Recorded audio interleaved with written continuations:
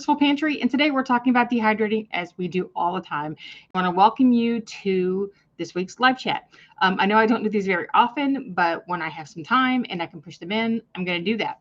And I scheduled it today, and then everybody else in the world said, no, no, no, no, it's not going to happen at 4 o'clock. We're going to make things a problem. So please be patient with me about what happens. Okay, so here we are, ready to talk about dehydrating. I'm so excited that you're here. Thank you for being here.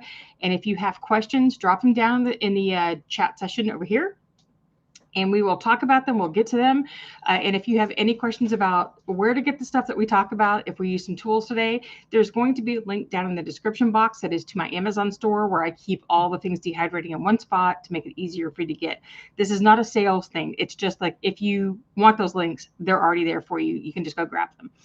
Okay, let's get started. So how are you doing? It's fall here.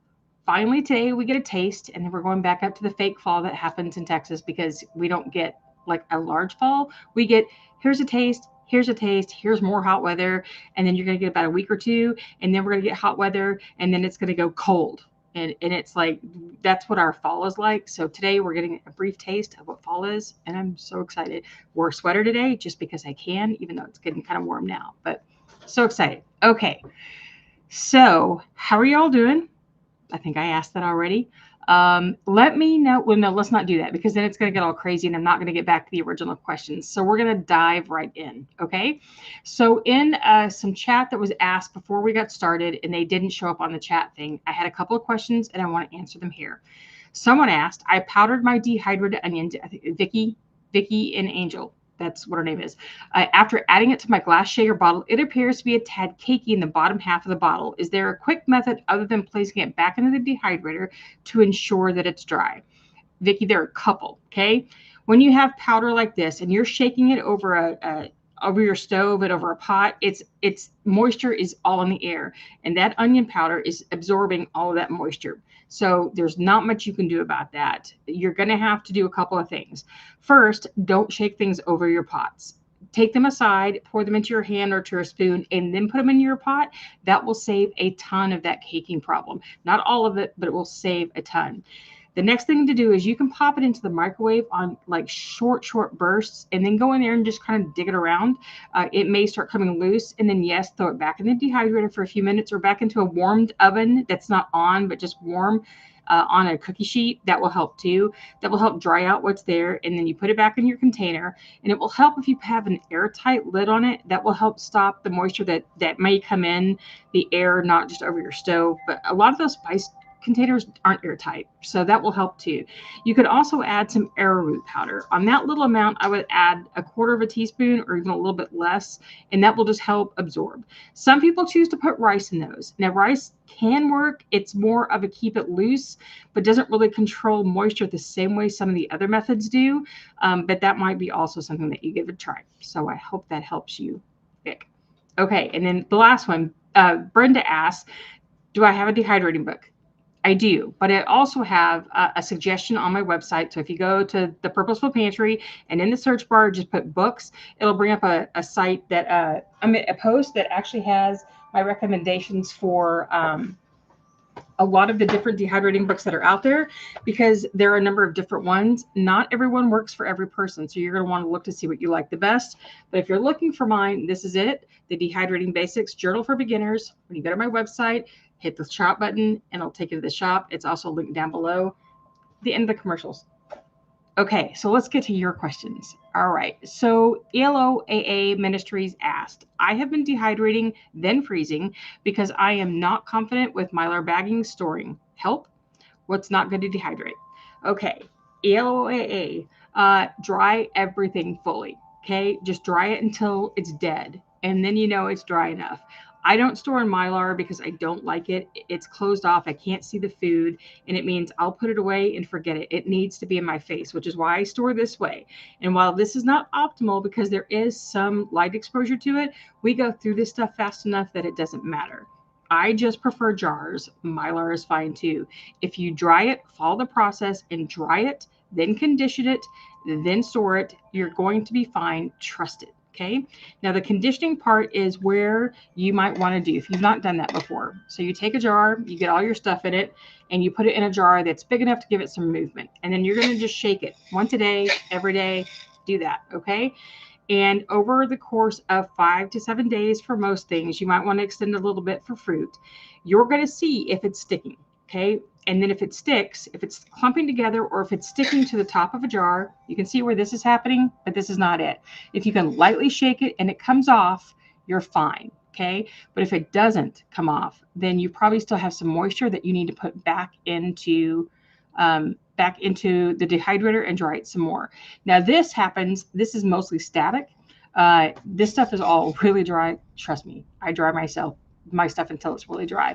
That will help let you know if it needs to be conditioned or not. That means you put it back into the dehydrator. If you find any of that clumping or obvious moisture buildup, dry it some more, then store it. You're going to be fine. Put it on the shelf. That's why we do this, is to put it on the shelf. So I hope that helped. If you have another question about it, just drop it in below, okay? All right, let's see. Another question. Jan asked, I'm diabetic and looking to store foods in low carbs. Coyote, I think that's coyote. I don't know how to say it. I just know how to see it. Squash has come up as a lower carb fruit. Can I use it? You can, just like zucchini. Just work it just like a zucchini.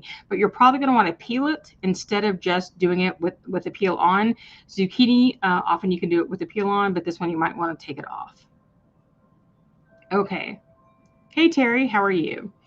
Let's see, Storm Girl. I've been to hydrating and vacuum sealing in mason jars, dehydrating. Okay. Anything I need to be concerned about? I heard somebody on another channel say something about botulism, even with dehydrating. I'm going to tell you, ignore that stuff. Okay.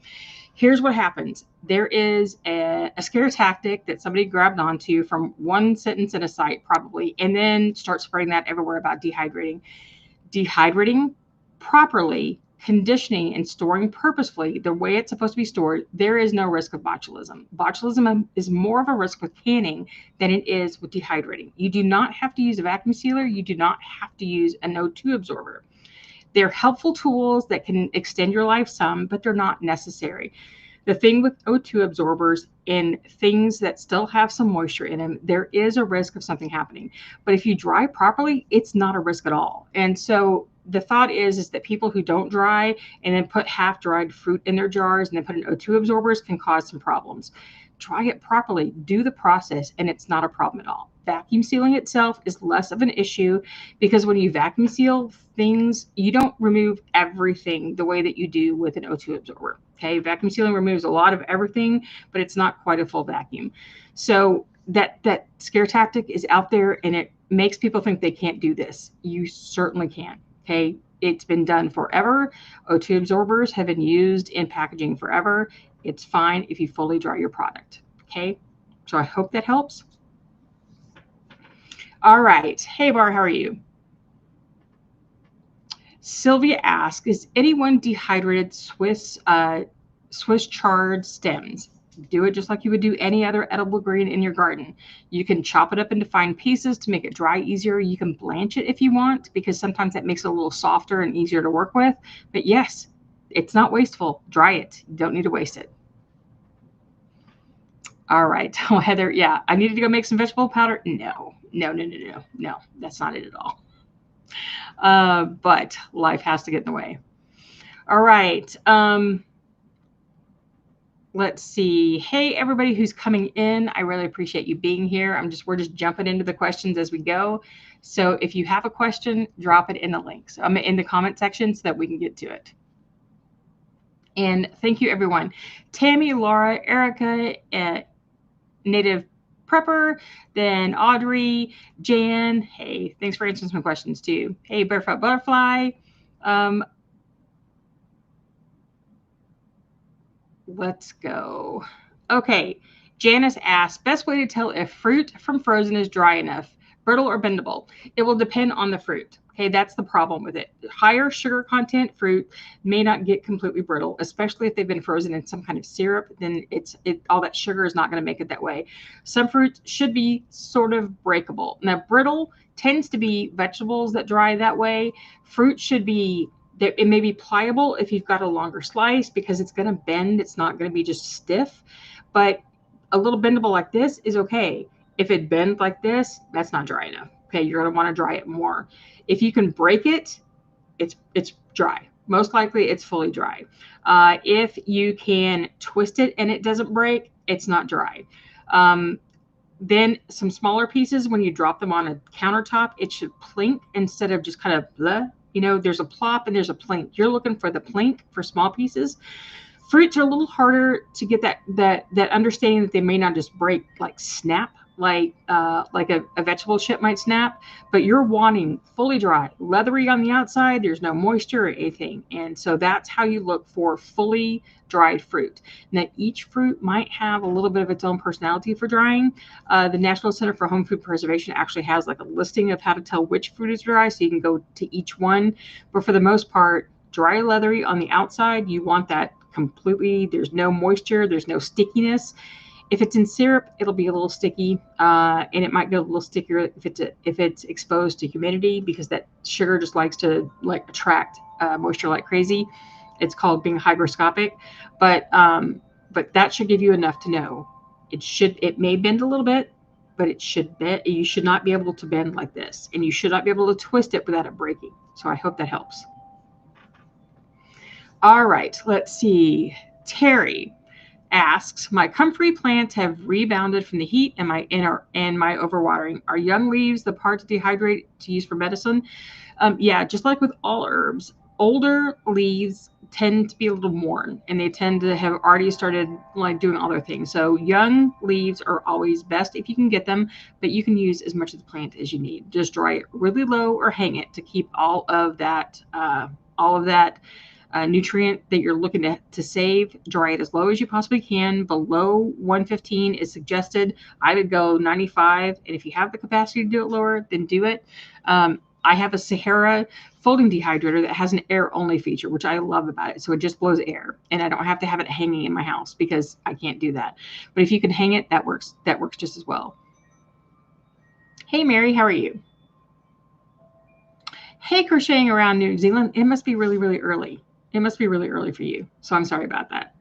How long do bananas take dry? They take as long as they're going to take. Sorry, I can't tell you that, because is with every food, with your machine, your home's humidity, the ripeness of the banana, how thin you sliced it, the power of your machine, all those things are going to play into it. It could take you 2 days. Okay, it could take you a day, depending on if you live in an arid environment with a really powerful Shelby, Dad's dog. Shh, sit.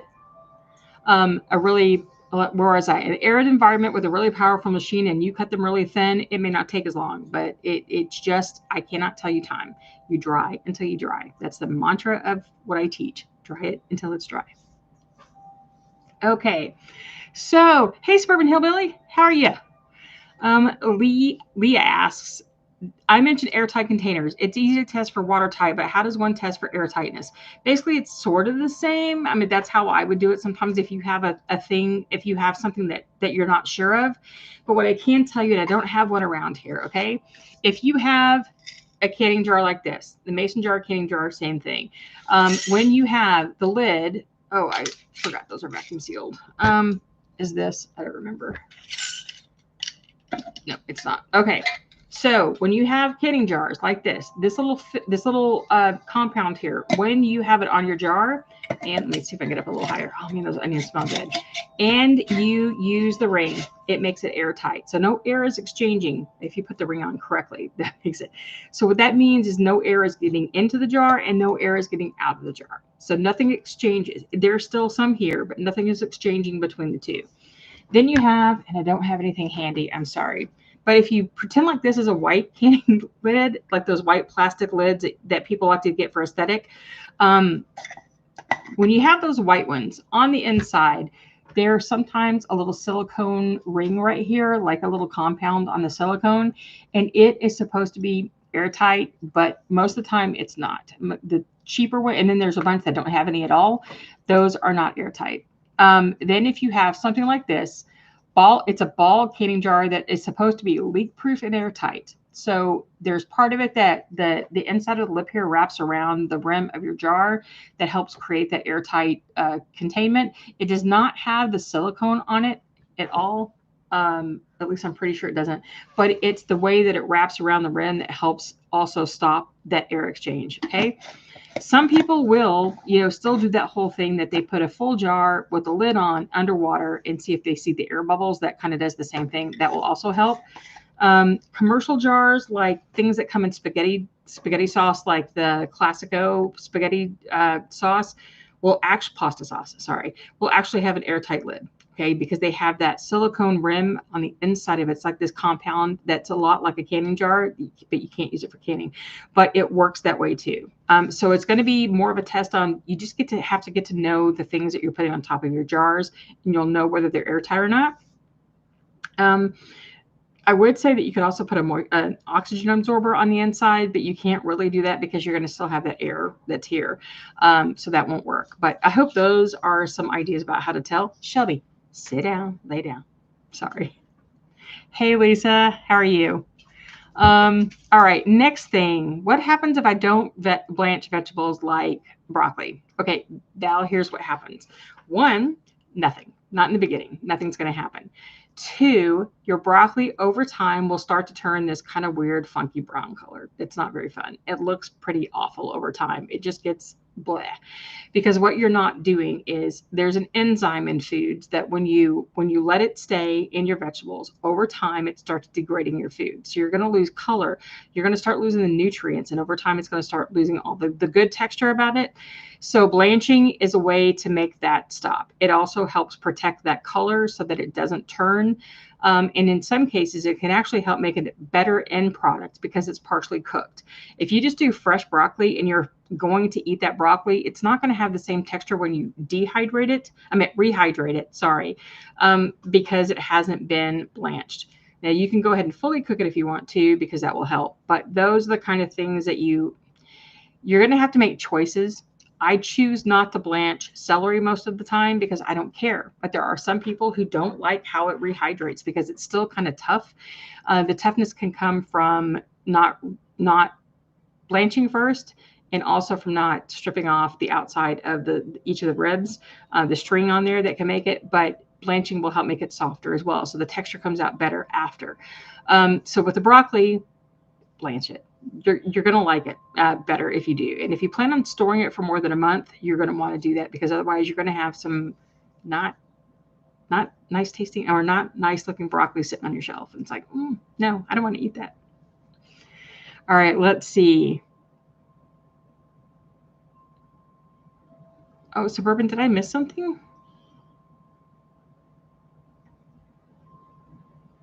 Oh, I guess not. Let me back up to see where I am. All right. Sylvia, I don't know why your Swiss Chard stems would have turned black, because were they way too ripe? I'm not sure what that might have been. I've never had that happen before, and I've done a lot of the greens that way. I've never really had that happen.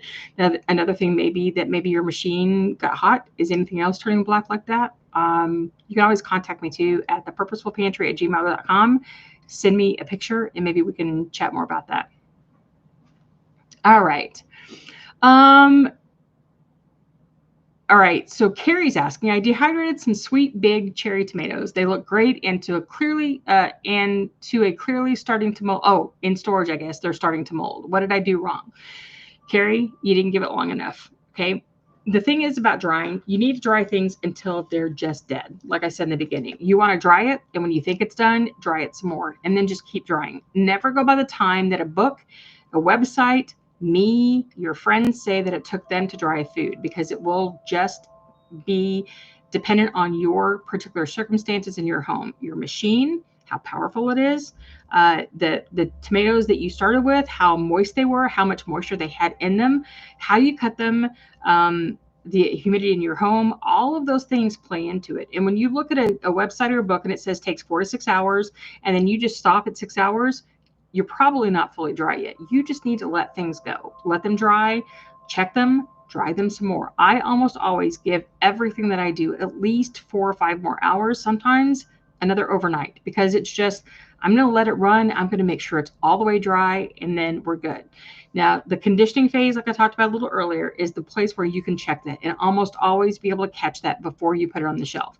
So if you have cherry tomatoes that aren't dry over time, when you put them in a jar, part of the conditioning process is also to allow moisture that's in there, that's inherent in dehydrating, to be even, like everything kind of gets even moist inside. The humidity evens out in the jar. But if you have something that's not dry and not even close to dry, you will start to notice that maybe it gets really soft, and then the one surrounding it gets soft, and you immediately tossed all that back into the dehydrator and finish drying it out. So most likely it's because they weren't dry in the first place. The other option is maybe your jar is not airtight, and so it's allowing moisture inside, and that's what caused the mold. All right, let's go to the next one. I may have skipped somebody, so if I did, please tag me, write it in big caps, and I'll catch it as we go down. Let's see. We buy cooked frozen chicken chunks, which we dehydrate for our dog treats. How would you anticipate they'd be okay in a jar? I can't tell you. Okay, I wish that I could say it's going to be 3 weeks or 5 months or 2 years. The thing with proteins is that they can break down over time and just get kind of gross, but also if they have any fat on them, that fat can turn rancid over time. Likely, you're going to be fine for a while. But that's the thing, is that I can't say for sure that it's going to take this long. You're going to have people tell you, oh, we stored that stuff for 2 years and it was just fine. But then on the other hand, you'll see people say 3 weeks later it was moldy. So if you dried it and it's fully dry, if you can put it into the freezer in your camper, that would be the best thing you do if you're going to have it for 3 or 4 months. If it's going to be a few weeks, you're probably going to be just fine. Okay, so go with that. Let's see. Hey, Jeannie, how are you?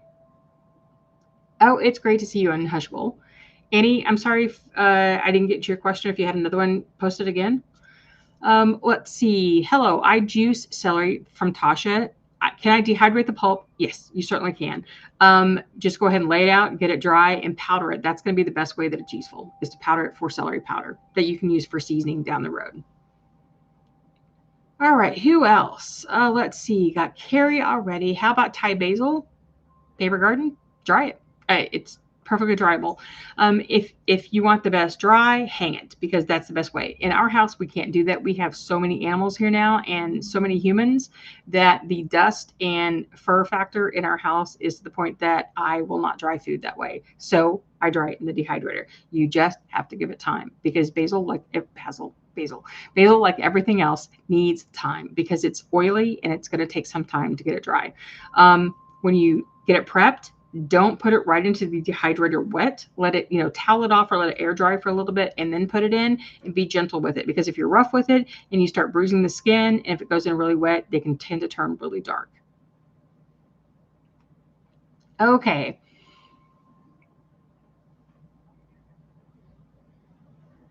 Okay, so EJH is asking about zesting lemons and how to get the best zest. Because when she tries to peel as much of the white off of the pith of lemon skin, and it still tastes a little pithy when she dries it, you might want to take a vegetable peeler before you even dry the lemons, and just use that to take off the zest. There are some microplanes that are not the grating kind, but they are a small shaver that you can also use to do that. And those are some options for you. Let me see. 2 Haskins asked, my husband has no immune system, kidney transplant. Do you think dehydrating is safe? I'm a beginner. I can't tell you about the health part of that, because I don't know kidney disease at that point, about the transplant enough to tell you what's safe. You need to talk to his doctor and his medical, his nutritional people about that. I wish I could just say sure it's safe, but I see no reason why dehydrating wouldn't be safe if you're turning around and rehydrating that food properly to put in food as it is. There's nothing inherent in dehydrating that should be a problem. The issue is not letting him eat a lot of really dry food that can affect how his kidneys are working with the moisture, with the liquid. You don't want to offset that. So that's something you really, really should talk to his doctor about. Okay, Annie asked, can you dehydrate cucumber and tomato for a veg dip? How would you prep it? Annie, let's see. If you can go back to my channel and go look at the cucumber tzatziki video that I did 2 months ago, you can certainly dry those things. I'm sorry, folks. This is the point where I'm going to have to step away for a second. All right, sorry about that. Okay, so Annie, back to this. I did a tzatziki sauce with dehydrated cucumbers that works great. I also have a couple of other ones like that on the channel where you just dry them like you would dry anything else and then mash them up. Oh, I've got a garlic tomato powder aioli that I did. I've got the tzatziki sauce. You can do any of it. Dry it just like you would. And then when you're blending it, you can blend it so it's not a powder, but just in chunks, and then use that to put into sour cream or cream cheese or anything like that. It works great. I need a drink. All right. Hey, Tammy Shaw, how are you? Okay, so Sylvia's asking, how do I know if my dehydrated greens, Swiss Chard, or anything like that, any of the dehydrated greens are moldy? Is it the black areas on some of the leaves? Sylvia, again, I don't know because I don't know what that looked like. Were they over mature on the plant? And when you took them off, those are black spots that are happening from that. Do you have some hot spots in your dehydrator that maybe got too hot for them? What temperature did you do it on? Moldy is not going to be black. You're going to know what mold looks like, most like. And if you rub it off, and when you rub it, it comes off. It's not something that's just in there. If your plants were bruised when you were cleaning them, that could also cause some darkening of a leaf. So again, contact me at the Purposeful Pantry at gmail.com. If you send me a picture, I can look at it for you and help you figure it out. Okay. Yeah, suburban hillbilly figs will take forever, but if you cut them into quarters, that helps a whole lot on the drying time. Question from Unhushable. Pumpkin powder. What are pumpkin puree shards? Not understanding the process. Can you explain? The shards are when you put out your puree onto a tray and you dry it. When you break that up, those are the shards. Okay, that's what I call those. They're just the pieces of the pumpkin puree. You take those shards, you put them into your blender of choice, whatever grinder that you're using, and you make the powder from that. I tend to store it whole most of the time because it stores longer. The more that you keep it whole, you get a better long-term storage from them. This last year that I did them, though, I just powdered the whole thing because I've been dipping out of it all the time. But that's what the shard is, just the broken up piece of really hard fruit leather. Okay, let's see the next one. Audrey asks, to make vegetable powder, do you have to condition it after dehydrating before you make it into powder? Audrey, if you're new to dehydrating, I cannot emphasize condition everything first before you do anything else with it.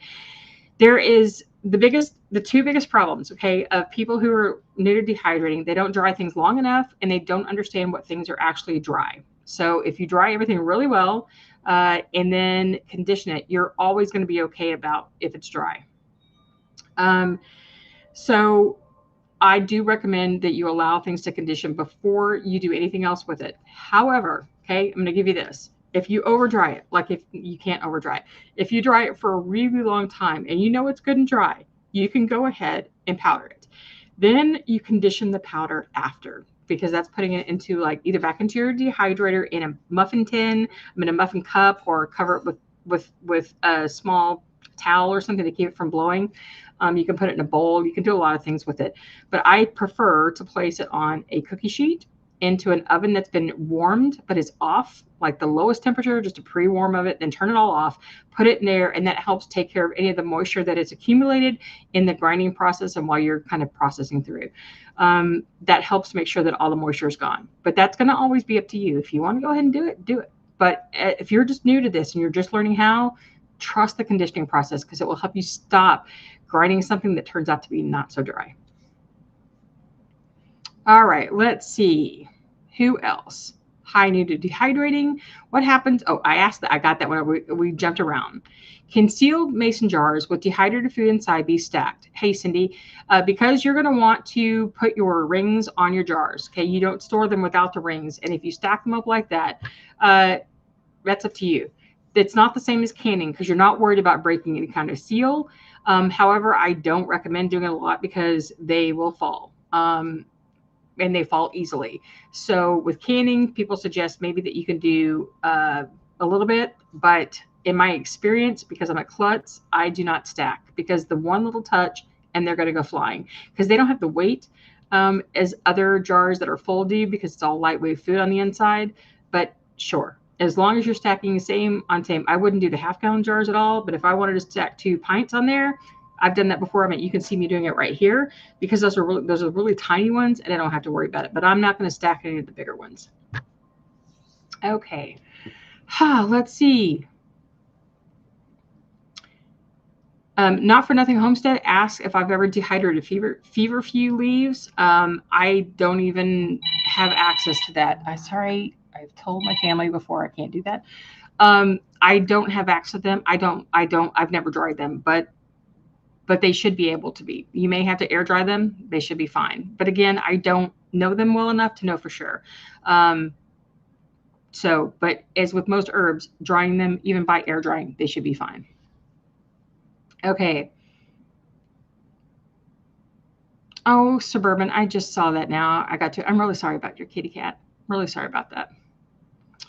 All right, let's see. Beach dry, very dark. How can you tell if they're moldy? I did some last week and they're still bendy. I don't think the top kept the air out.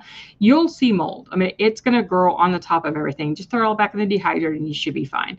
Like I said earlier, mold tends to, when you wipe across it, it's going to come off. If it's not doing that, then bendy is just moist. Okay, there's no mold there. Throw them back in your dehydrator and then get a better lid. Okay, where we go next?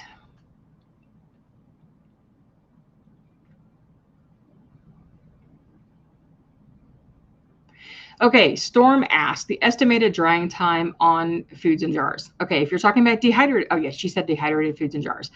Optimally, 2 years for most foods. Your mileage is going to vary. You may get much longer, and that's awesome. Optimally, the testing on it has said that after about 18 months to 2 years, and this is different than canning when Ball says it's only good for 18 months, but this has been tested by NCHFP. And after time, foods can start losing some of their nutrients in storage, and they can start losing some of their texture after you've had them for a while. So optimal storage means try to use them within that 2 years. Now, fruit does not last as long as harder, starchier vegetables or, vegetables because the sugar content makes them a little different. And I find that over time, they just don't last as well. Vegetables tend to last longer. So your mileage is always going to vary. You're going to have people that say, I stored stuff for 18 years and it's just fine. Well, good for you. But over time, I wouldn't give most things 5 years. I would have rotated through those much sooner than that because you still want to have them taste good and you want to have the texture be good and you want to keep the nutrients because that's the whole point of putting that food away is that you put away good food. And if you let it sit too long, it's not as good. What's the point at that point? Okay, next one.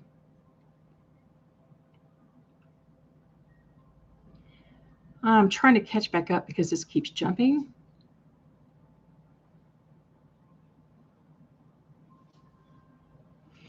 Joni comes back and asks about oxygen absorbers in her food. It's not going to ruin food to use it as long as you've dried it properly. Okay, that's it.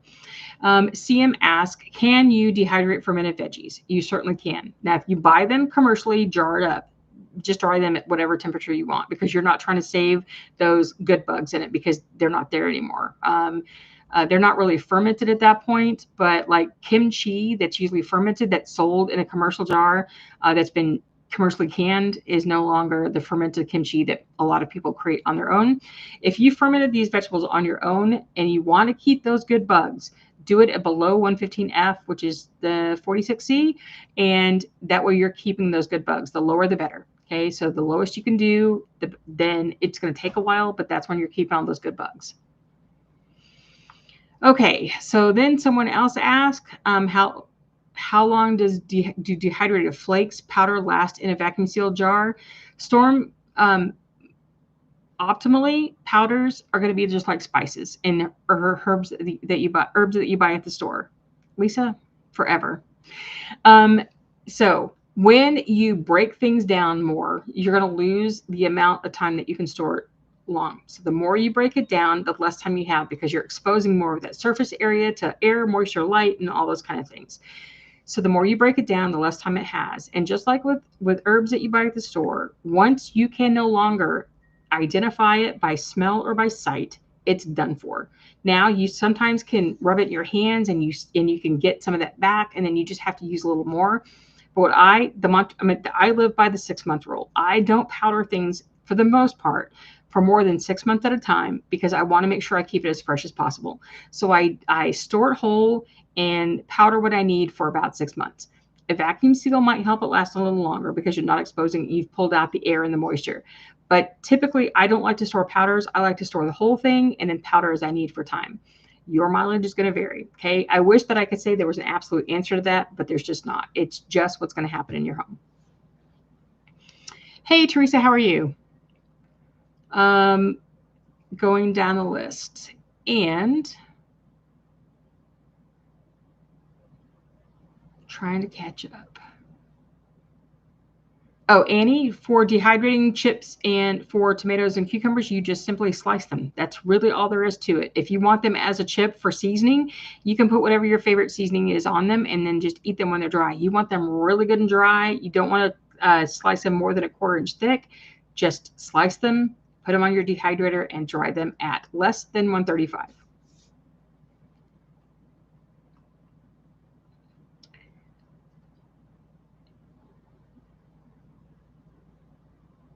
Yeah, Storm asked about dehydrating tomato sauce into a powder, and then yeah, that's fine.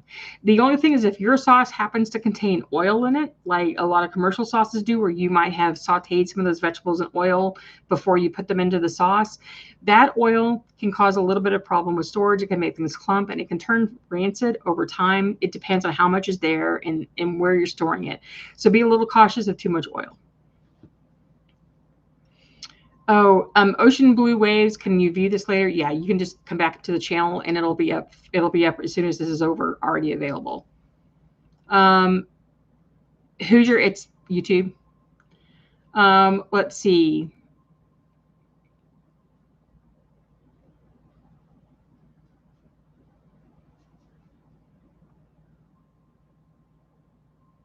Hoosier, did you try the tzatziki powder? I mean the tzatziki with the dried cucumbers. What did you think about it?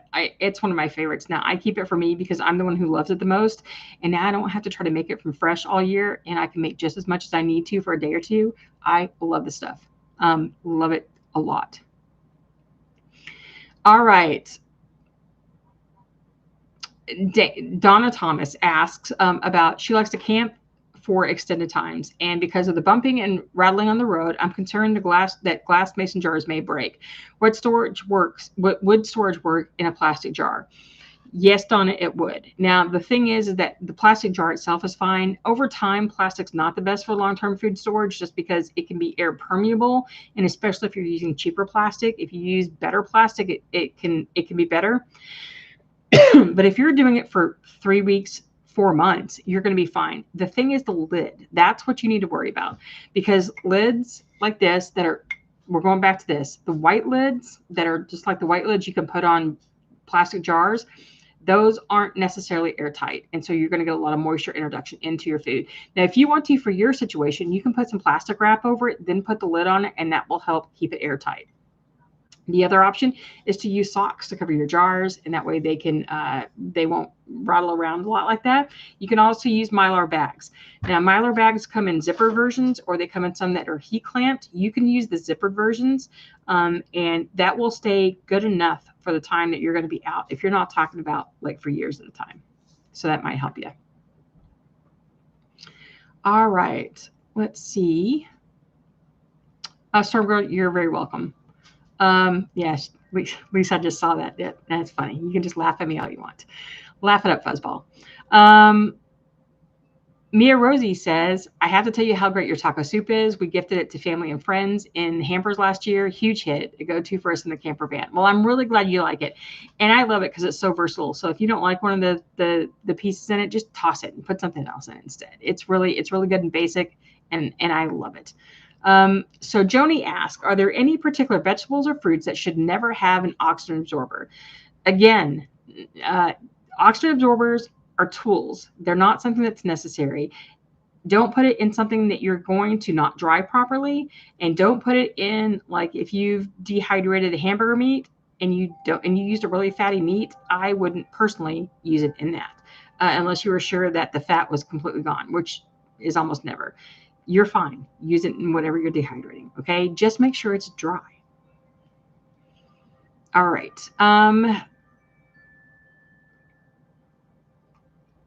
Brenda, I'm not sure what you have freeze dried. Oh, that was to somebody else. Okay. All right. Deanna says, I got a dehydrate as a gift for my 30 years of service at work. It's tiny. It took 6 days to dehydrate 4 peppers. I'm going to Goodwill and save for a casori. Oh, it's going to Goodwill and saving for a casori. Yeah, it's even not that it's tiny so much as it probably was like a 250-watt machine. That can be the thing. But how kind that they gave you that for your retirement, and happy retirement. Let's see.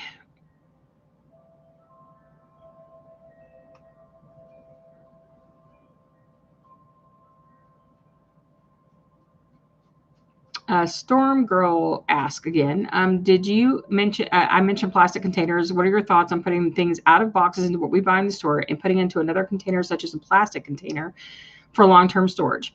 Okay, here's the deal. I'm not going to tell you don't do it. Most of the time, you're going to be fine. If you choose to use plastics, it's fine, but don't use cheap plastic. That's going to be the thing that I'm going to tell you. If you want good long-term storage in plastic, use better plastics. I happen to use a lot of OXO containers because that kind of plastic, there's a name for it and I can't remember it right now, is not air permeable the way the cheap dollar store plastic bins can be. And I also don't store things that I expect to last for 8 years in cheap plastic. That doesn't mean I don't use plastic bins. I just am careful about which ones I use for what reason. Some plastic containers I use for very short-term storage. There are plastic containers that will last for a really long time and keep everything airtight. But remember, again, it's not always just about the plastic container, but about the closing mechanism. That's what you're really going to be the most concerned about. A lot of the ones that you can buy on Amazon that are they're like the OXO knockoffs, the whole big kit that has a clamp on it that you close it with, a lot of those are not airtight. And it's not just because the plastic making the container, but it's about that closing mechanism. That's what you want the most, to me. What you do, you need to do for your home, because if you can only afford so much, if you're still storing and it's keeping it longer than it would keep it in a box, do what you need to do. Oh, okay. Let's see. How to use canning jars with glass lids and rubber gaskets since it cannot be sealed with a vacuum sealer. It does not need to be sealed with a vacuum sealer. That is an option, but it's not necessary. Just close the jar and make sure that rubber gasket is supple. If it gets hard and kind of brittle looking and changing colors and gets those little cracks, you need to replace it because it's no longer airtight. But that's a perfect way to store your food. So it's fine the way it is. Let's see what else. Carrie says, thank you for sharing your wisdom and ideas and recipes. I really appreciate you. Oh, well, thank you, Carrie. I appreciate you being here too.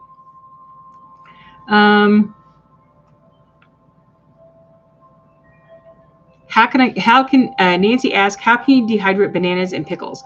Pickles is easy. Slice them up, put them on your tray, let them go. Be prepared for them to take a little while, especially if you're doing sweet pickles. They can take a long time, and they're going to come out more like gummies than they are crispy pickles. Okay, but I do dill, I do bread and butter, I do all the dills. Any of those, they work fine. We tend to use it for powder because we like the salty, vinegary taste, especially the guys like on popcorn and stuff. And I like the sweet ones because I admittedly have a little bit of a sweet tooth, unfortunately, as you can tell. But they dry easily. Now, bananas are a whole nother ball game. Okay, bananas. Here's a rundown. Go play with them.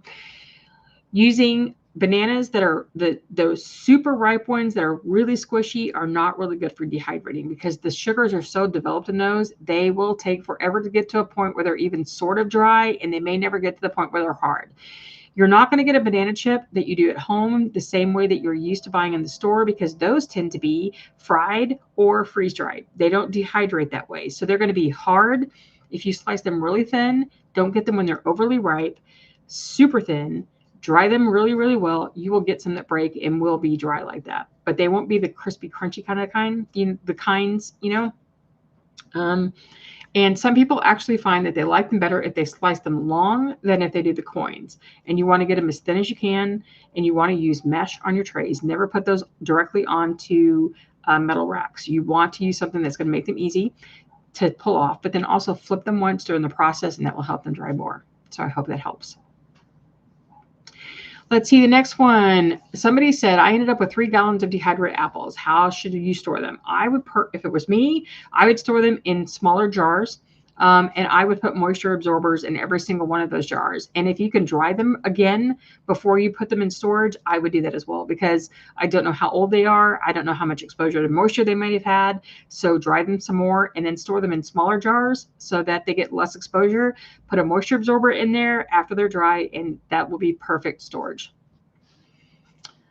Let's see, if I wanted a vacuum seal, should I condition it first? Always. Conditioning, vacuum sealing isn't going to check. Okay, try this again. Conditioning is where you check yourself to make sure your food is dry. If you vacuum seal something and you're not sure it's fully dry, then you run the risk of mold forming in that jar, regardless of anything, because you've let something in there.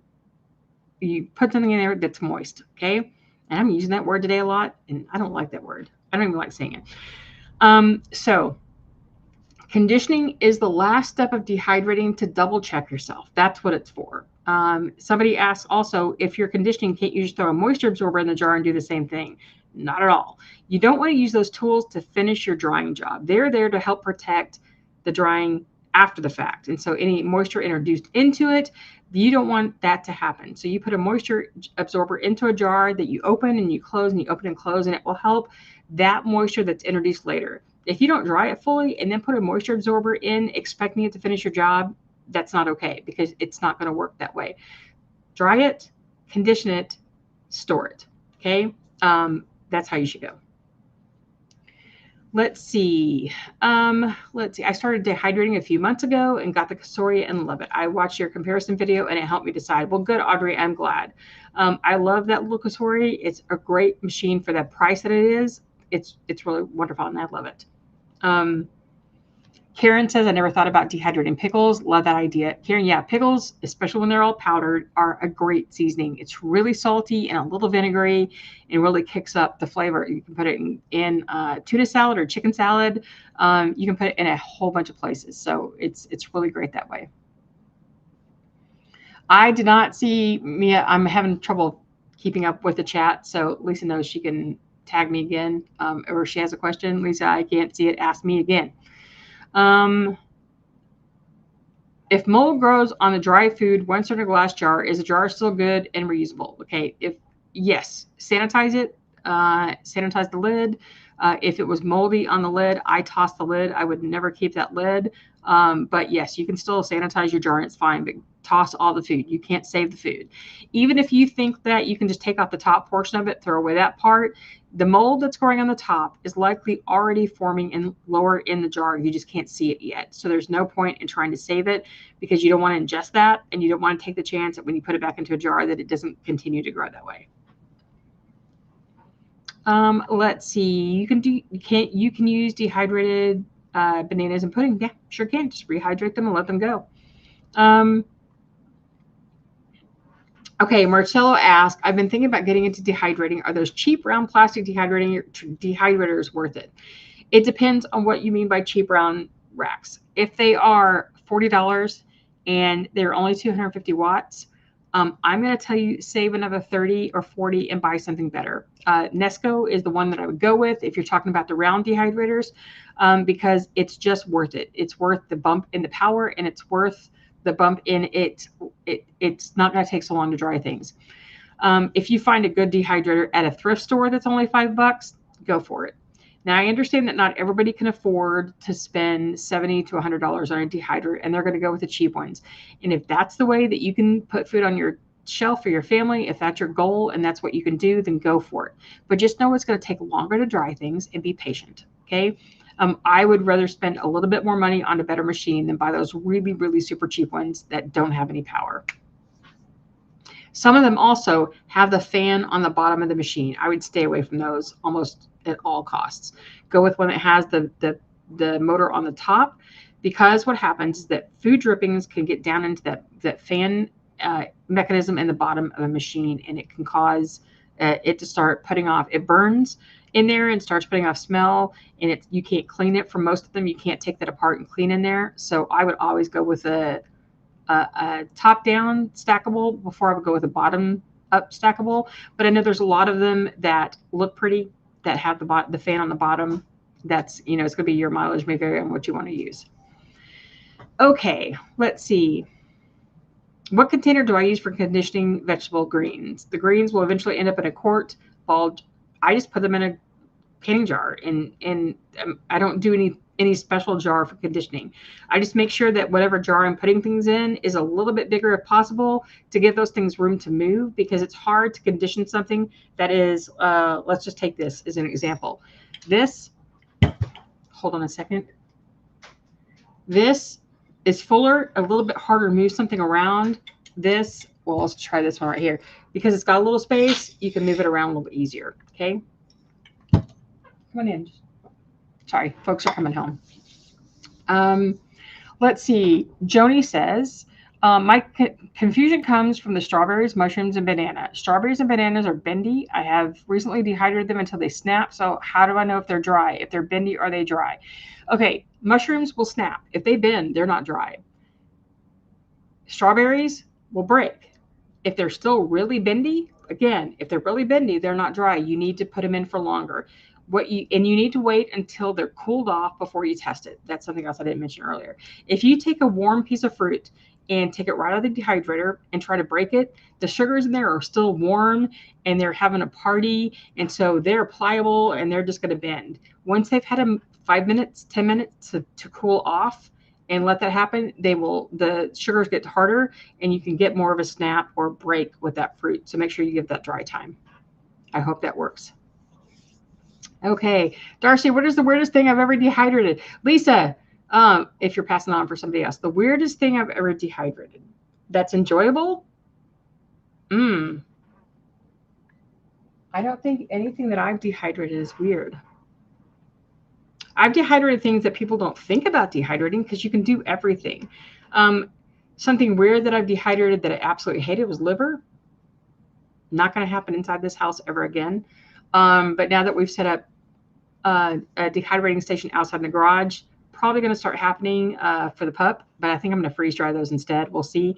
But dehydrating weird things, I dehydrate everything. Is it weird? I don't know. A lot of people think marshmallows are weird because they can't understand why you would dehydrate marshmallows. People think that dehydrating pasta is weird. I'm looking at my cabinet and I don't think anything in there is weird.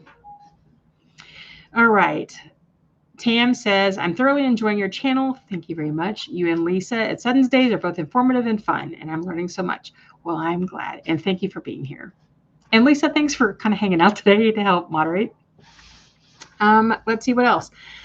I can tell when vegetables are dehydrated. How can I tell orange slices are done? And I can't get to them. Okay, an orange slice and a lemon slice and any kind of citrus. What you want is they're completely dry.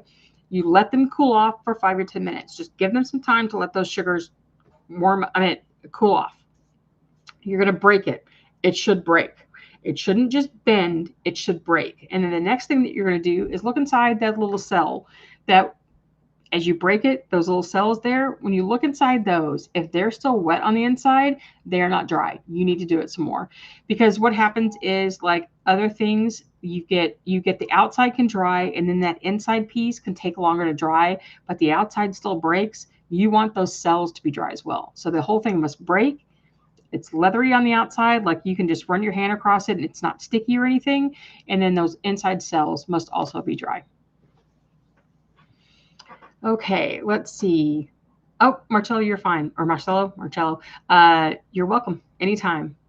Dehydrated Spam, not in a million years. It's so much fat, and I hate Spam. Why would I do that? That would be weird. But that would be weird because there's no point in doing that. Although I've seen people like dry out in the oven for snacking that way, but no. I'm sorry. That's just gross. To me, that would be gross. And I think Lisa would probably agree with me. And our quorum makes it law, makes it truth.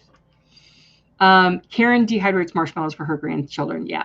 that kids, and it's one of those things that you either really like or you don't, because it's a weird texture, and if you don't get it right, then it's still kind of gummy on the inside, and then that puts people off. But they're fun. I mean, they're just loads of fun. What can you put green powder on? Trans, what can you not put green powder on? All right, here's how I use it. In everything I cook that's savory, and even sometimes in something that's not. So if I make brownies, there's going to be green powder in the brownies, because it doesn't really affect the flavor a lot, but it adds a little nutrition. And people would say, well, then just don't eat the brownies, but why live at that point? But I sprinkle some in everything that I cook, in my eggs, in my taco meat, in my casseroles, my stovetop dishes. We put them in our smoothies. We put them, I will sprinkle them in, add that maybe to a seasoning mix, and then put that on French fries if we're baking them in the oven. We put it on everything that we make that's savory, and occasionally something that's not. I even put it in oatmeal. It goes in everything. You just have to start with small amounts first and kind of work your way up and know how much you can use. And depending on the blend of your green powder, whether it's like really a lot of the overly bitter leaves or the maybe like it's all spinach, that bitterness can actually come into play. So you don't want to use too much. You just have to kind of play around with it to see what works. But I put it in everything.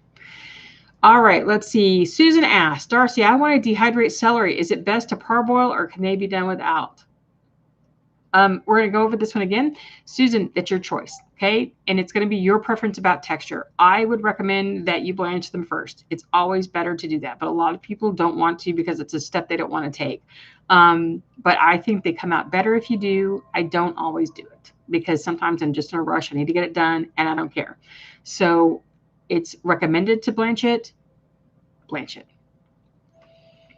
Yes, Keisha, you can dehydrate marshmallows. Okay, so what happens is they come out a lot like those little marshmallows that you get in cocoa mix or in cereal.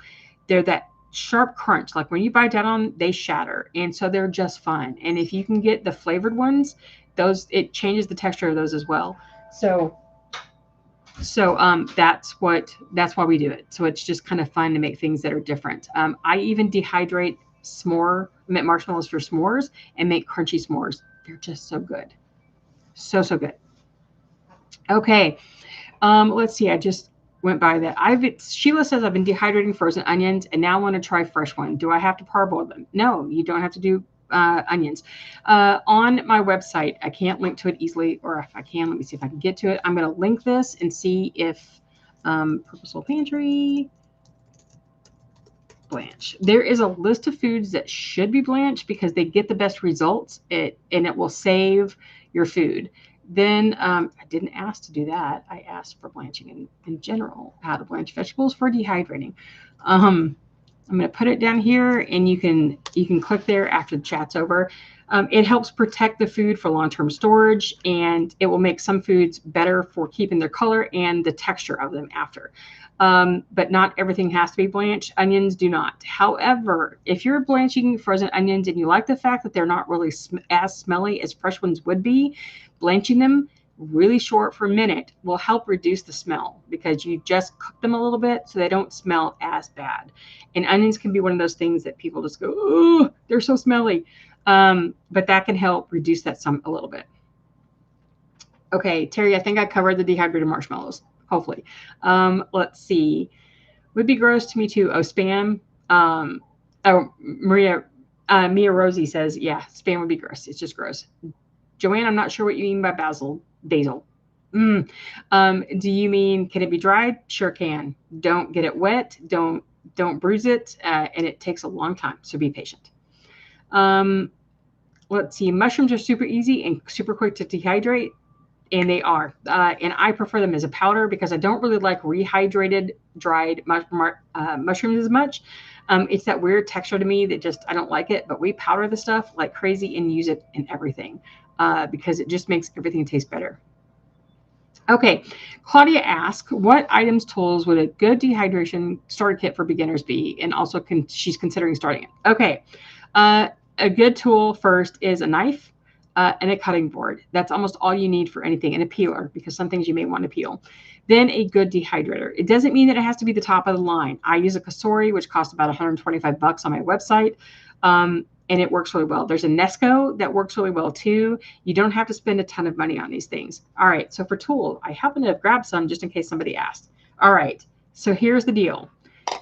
Other than the knife, there aren't a lot of things that are necessary except for a good airtight container. I choose to use mason jars, canning jars, because I find they're easiest. I can see the stuff that's on the inside of them. They're airtight, which will keep them longer, but you can use any airtight container, commercial jars or whatever. So any of those things will work, but you're going to want those. Now, some other tools that can be helpful in the end. Let's start with, if you want to use something other than your knife, I have a couple of things I use. This is a vegetable chopper. Basically, you open it up and you have a little plate that goes here. You put your food here. You do this and it chops it up into this bin. And that can be really helpful to get things in the pieces they need to be to dry them. I use this a lot. It's the best thing in the world. Then you have something that can be like a mandolin. And before anybody freaks out about mandolins, yes, you can cut your fingers off. So wear a glove. These are a chain mail type of metal glove that's used for cutting. And this will protect your hand from getting hurt at all. Okay. You don't wear it on the hand you're actually using the knife with. For me, I wear it on the other hand because that protects me cutting myself this way. You can use two if you want. But this is what you want to use. Don't even worry about the guard that comes with the mandolin. It's a machine. I don't have the right one right here that has a blade on it and you just run your food across it. Many of them come with a guard that holds the food as you slice. The problem I see with a lot of those is that the guard is not meant to hold much of the food that we would use to slice to dry with. And your hands also get really wet, so they get slippery, and it makes it too easy for your hand to slip off of it and then go right across that blade, which is why you wear a glove. Use protection. You people from the 80s know what that means. Okay. Now here is this is called the dash mandolin. There's quite a few varieties of this that come with some other manufacturers now.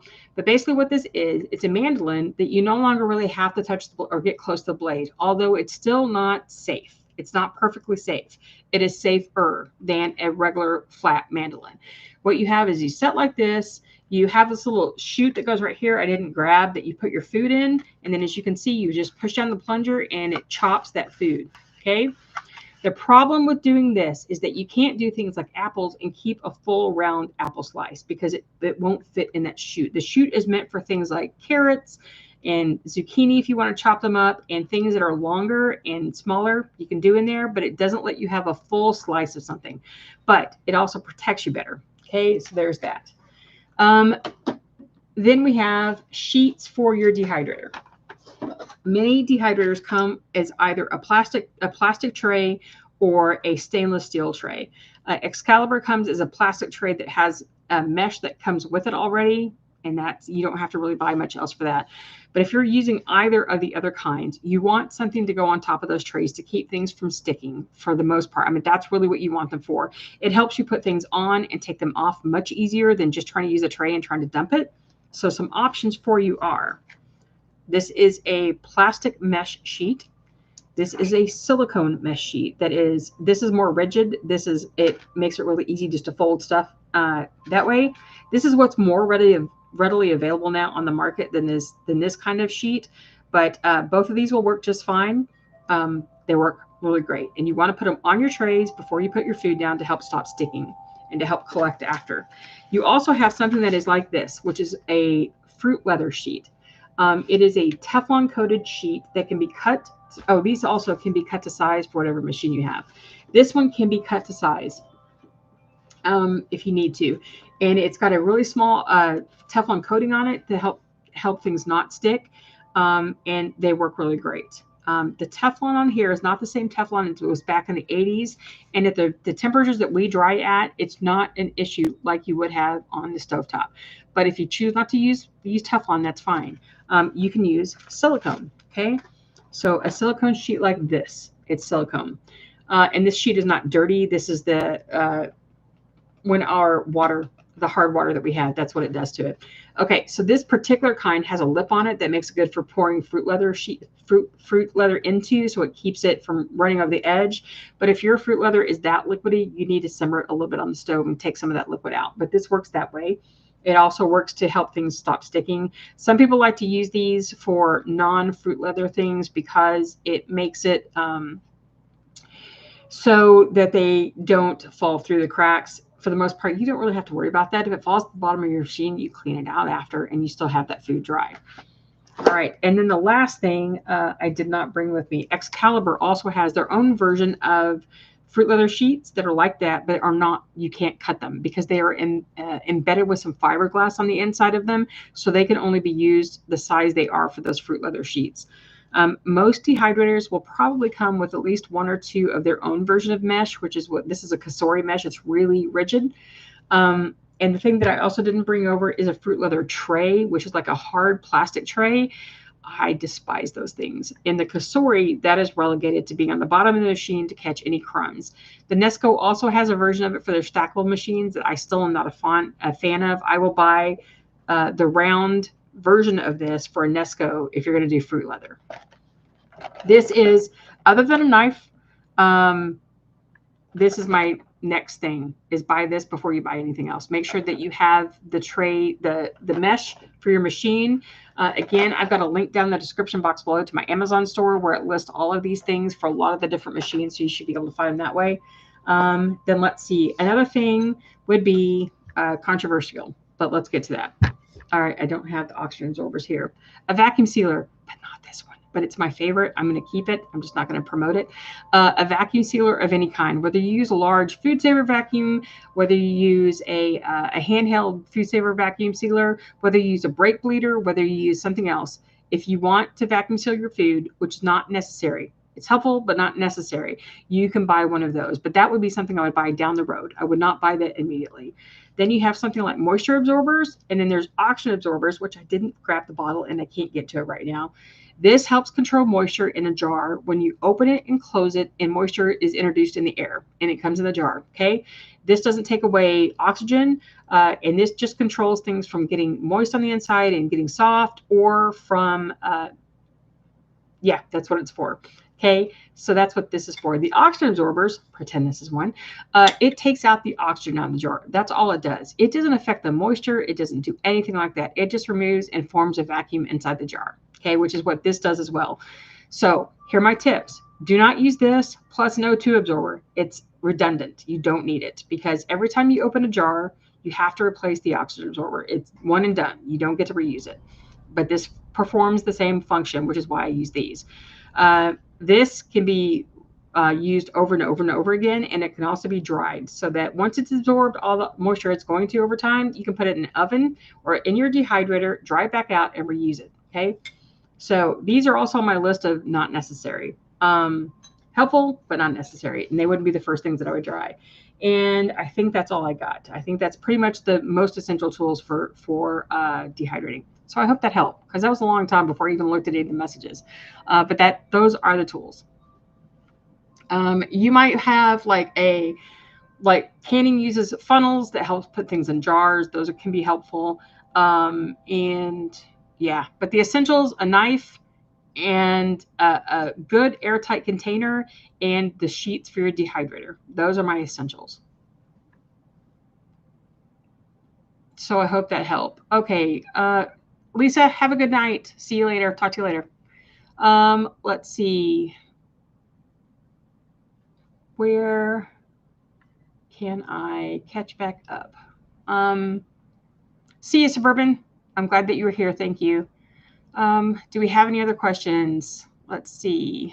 Going through here. I know we've been on for a while. We've got a late start. So any last minute questions, anybody? Just go ahead and throw them up there and I'll try to grab them. And if you need to go, thanks for coming by and I'll see you later. We've got a few more minutes. How do you keep your oven from burning your vegetables or fruit pulp? I was told the lowest setting is for 8 hours. My lowest setting is 150. Also the best storage once you powder them. Okay, reveal. 150 is still going to be hot because fruits should be best done below 135 because those sugars in them can burn in higher heats. One tip, if you're going to use an oven and not a dehydrator, pop the door open to let some of that heat out, and it lets the moisture out too. That will help. But while you can dehydrate in an oven, people have done it forever, you have to manage it sometimes with that fruit and the sugar content in the fruit. So that's what I would do. Pop the door open, get the temperature down as low as you can, and ignore the time. Dry it till it's dry. Because if you go by time and it's already done, but you keep drying because you haven't hit that 8-hour mark, that's when you're going to burn it. Best storage, once you powder them, in an airtight container. That's all you need. A moisture absorber in there can help because it can help control the moisture introduced every time you open the jar to use the powder. But mostly the airtight containment. All right. Basil, dehydrate or freeze dry. Joanne, I'm going to tell you, freeze dry. So far, I haven't found an herb that I like better dehydrated than freeze dried. But not everybody has a freeze dryer. So I just find that is the case. Texas is the new UK. I missed that. Oh, yeah. Lisa's laughing at me. Okay. So to explain this, I'm a bit of an Anglophile. I really like all things British, and I watch a lot of British TV. I watch a lot of British movies, and I tend to pick up their way of saying some words and then have to remind myself that's not how Americans say it and not to say it like the British do. So basil and herbs are the two that I have the hardest time remembering the American pronunciation just because it's stuck in my head and I cannot remember. And then I start to stall and then I stutter over them. And Lisa loves to make so much fun of me about that because she's such a good friend. Let's see. Any other questions? Let's go. If I dehydrate a can of green beans that are going to expire soon, what does dehydrating extend the shelf life? Okay, Joni, they aren't going to expire. Those are best by dates. They're not expiry dates. So the best by date says, the manufacturer says, this is probably going to be the peak of its freshness. And then it doesn't just immediately drop off and is no good anymore. You still have years. Okay. But if you wanted to do that because you wanted to save the space, you can do it. Shelf life is going to be the same as it was canned because you're not really going to, it's already older. So you're starting with an older product that's been really overly cooked. So you're going to get some shelf life, but you're not going to extend it so much because it doesn't quite work that way. And it's not going to be good. I know there will be plenty of people say that canned green beans aren't good on their own anyway, but when you rehydrate them, they are not going to make a very good meal side dish by themselves. You're going to want to put them in something. You're not going to want to eat them on their own. You can certainly do it. But yeah, know those things going into it. Okay, thanks for my suggestion of using hard plastic trays at the bottom of the machine. Makes cleanup so much easier. It does, J. Ray. It is. I'm assuming that's how you say your name. I just hate those plastic trays, especially the Kosori ones. Once they warp, and then you can't use them for fruit leather because your fruit leather just kind of warps to the side. Okay, the vacuum sealer. For fear of liability.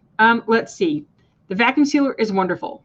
However, the newer versions that are coming out of this vacuum sealer, and it's this particular brand, there are some other brands that are out there now that are similar to this that I can't say that about. It's this particular brand made by Love, and there's a couple other names they sell under. It's the one that's got a really squared off top.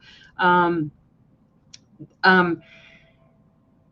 new ones that are coming in are hit or miss about whether they work. When I first bought this, back when I was introduced to it, I went and bought one and it works great. And I could not recommend it enough if you're going to vacuum seal because it's a wonderful machine. The next batches that were coming out are not reliably the same quality. And so I cannot say, sure, go buy this because it's going to work for you. It may not. And I can't promote it to say, yes, for sure, it's going to always work. Now, you can certainly go out and buy it, and you may get a good one, but you may get a bad one. And I don't want to be the one saying, go buy it.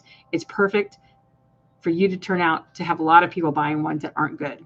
So that's why I cannot promote it. But if you choose to buy one, I hope you get a good one because it's really good. If you had one in the beginning and it works, you're fine. Don't worry about it. Okay. All right. That should cover that. Let's see. Yeah, Deanna, they actually did change them. And so I cannot support a company who changed them and knows that they put out inferior product and still does it. So that's why. Try to dehydrate frozen hash browns. I bought the wrong kind, I think. Oil was left and they never completely dried out after 24 hours. Is there a special type of frozen potato? Look at the ingredients list. Mine had a little oil in them, but they were the shredded kind. They weren't the patty kind. I'm not sure what kind you used. The oil didn't affect mine at all. Different brands may use different amounts of oil. Let's see. Let's see. I think have I ever killed anyone, Jack? Now, have you? What do you think about dehydrating frozen onions? Do it. All right. I think we've hit the end of the line. What did you say about tops white and gray plastic ones not airtight? Okay. Not all of them, Janet. You're going to have some white plastic lids that are like this, that are just, they have nothing to them. They are just a plastic lid that's completely flat here. They have no silicone ring on the inside. They have nothing to help make them airtight. They're just a lid. They just close off the jar, but they're not airtight. These gray ones by Ball are airtight and waterproof, or leak proof is what they say. You might have some of the white lids that actually have a silicone mold around the inside that helps create that. You can actually buy some silicone rings that are just a little silicone ring that you can put on the inside of those white lids that will help make them airtight, but they're not always the same. They don't always perform the same, so I wouldn't count on them. If you want an airtight seal, use an airtight lid and just go with it. Let's see. Fresh chicken eggs, Lacey, if you're asking me if you can dehydrate them, the standard safety tip about eggs is do not dehydrate eggs, okay? Raw or cooked. That is the safest standard for American dehydrating. Now, farm eggs are different than commercial eggs in the United States. If you choose to do them, do them. They can be done. But safe standards would say don't do them. But I'm not going to tell you don't. Does that make sense? I hope that comes across the right way. Safe standards say no. You do you. Okay, anything else? I saw someone dry cheese. What do you think? I don't think it's worth the time. Buy some freeze-dried. It's so oily and so messy, and it's not shelf-stable. It's not even worth it. Just just buy the freeze-dried version if you want shelf-stable cheese. But that's me. It's not worth my time. What is the fastest or best way to cook the dehydrated shredded potatoes? It depends on what you're doing with them. If you're talking about hash browns, you just put them in a casserole, rehydrate them a little bit first, and use them as you would otherwise. Scallop potatoes with the sliced dried ones, you put enough liquid in your mix, and they're going to rehydrate during cooking. It depends on what kind of potato you're talking about. There are plenty of instructions online for doing kind of dishes that have those in them. You can look those up really quickly. Hold on just a second. I gotta drink. Okay. Yeah, so that you can answer. I've got like a hash brown casserole with the shredded hash brown dried on my website that you can look up. And it's great. I love it. Mia Rosie, I will do a live on freeze drying when I feel like I am informed enough about freeze drying. I know a lot about the storage. I know the basic concepts of it, but I'm just learning how to do it. And I'm still a beginner. It would be silly for me to come and do it live when I don't really know it well enough. But at some point, yes, I can do one of those as well. But it's going to take me a little while to get there. Let's see. Oh, you got one in the UK coming? How exciting for you. All right. So all right, so we're going to wrap up today because it's been a little while and the family's all come home and I need to go ahead and take care of stuff. So first, let me say thank you for showing up. I'm really glad you're here. And if you have questions and you're not here, leave them in the comment section down below. I'll be happy to come back and answer them later. I always try to answer all the questions. And just have a really great weekend, guys, for the rest of your weekend. And remember, keep preserving. Thanks again for coming by.